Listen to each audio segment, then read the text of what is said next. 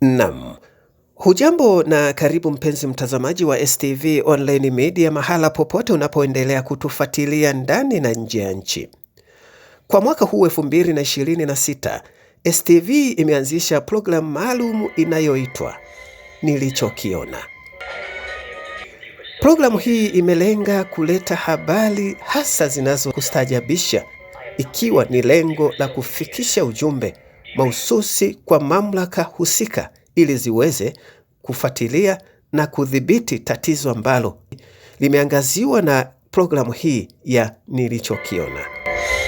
Sasa leo nakuletea habari ya nilichokiona katika barabara ya Sima kuanzia kwenye mataa hapa mjini Bariadi mkoani Simiyu inayoelekea huko Lagangabilili mpaka Itilima hadi Singida na kuendelea, na kuangazia tu kipande kilichojengwa kwa kiwango cha lami na wakala wa barabara Tanzania TANROADS.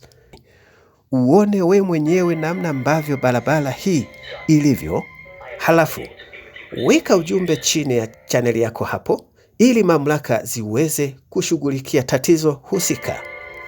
Hii ni STV na hiki ndicho nilichoona.